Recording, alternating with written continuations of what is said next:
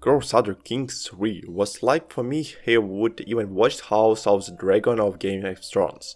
Before this game feels a lot like that, but with the questions of successions, they integrate their war and the incense definitely cannot forget the incest Crusader Kings. Lets you assume the role of a ruler in the medieval world as you merge him and war your way to the top. It's my first real grand strategy game, so I don't really have direct comparisons personally, but for me it's reminiscence of Forex games like CU, but with a very different approach to very similar idea is Crusader Kings 3. Where's the piece? Let's find out now. As its core ICC K3 as a story creator more than anything the main premise of the game is that you play as a ruler living in the medieval world. The game operates in real time, simulating life. As time goes by, the game will follow the life of your character up until their death. Then you continue the game as your heir and any subquestions. Descriptions is each character you play as will have any key personality traits and stats which dictate a number of different aspects of the game, such as how much people like you and how well you manage different aspects of your empire. Once your character becomes an adult, you will be able to choose a lifestyle path, essentially your current life focus, which lets you go down different upgrade trees and unlock different boosts and abilities. One of the most important parts of the game is marriage, as it's a powerful political tool which allows you to create alliances and hopefully competent heirs. You will be constantly marrying yourself of as well as your descendants and members of your court. Beware, though, as is often the case, those closer to you will likely become some of your biggest comparisons, so be smart about managing your aliens into the future. As a ruler, you will have a little to some land which you manage in order to expand your lands. You will need to have a claim on Zeus lands. Beware, so others may gain claims on your land and attempt to take you out because of titles and claim successions is a huge part of the game.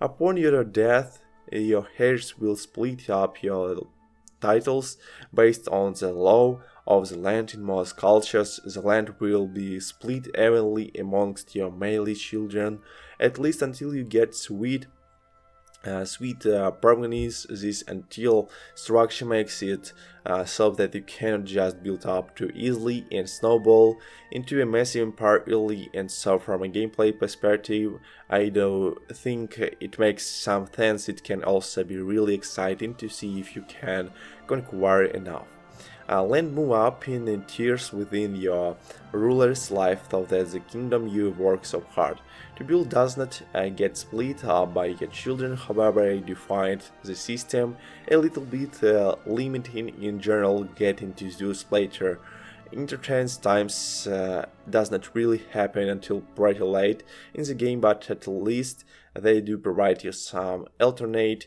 structures such as allowing dynasty members to, but even so I think it would have been nice to have more say in which lands which child inherits, so as right now the game kinda just assigns them for you, and this can be a little bit frustrating. I also wish we maybe had a bit more freedom with creating new custom kingdoms of empires. As of right now, doing so seems to be considerably more expensive, and I feel like the default kingdoms and empires can feel a little bit restrictive, as it sort of forces you to try and control contain areas. Thankfully, there are some alternate kingdoms that you can claim if you meet the requirements, what you will come to realize. So with that, no matter how great a ruler you are, it's difficult to rule alone. In fact, the game actually penalizes you for directly holding more land than your character is actually able to manage. As such, you will often need to delegate some lands to your vassals.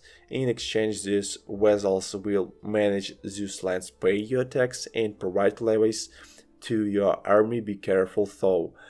These vassals can become powerful and will often expect seats on your council, speaking of which an important part of managing your domain is your council. Here can appoint different people to become key figures in your state. They will be able to help you with various tasks, such as training your troops, fabricating claims on land for you, and spreading your culture to the common folk. You can fill these council positions with your vassals, your courtiers, who are people you can invite and quarter at your castle countries.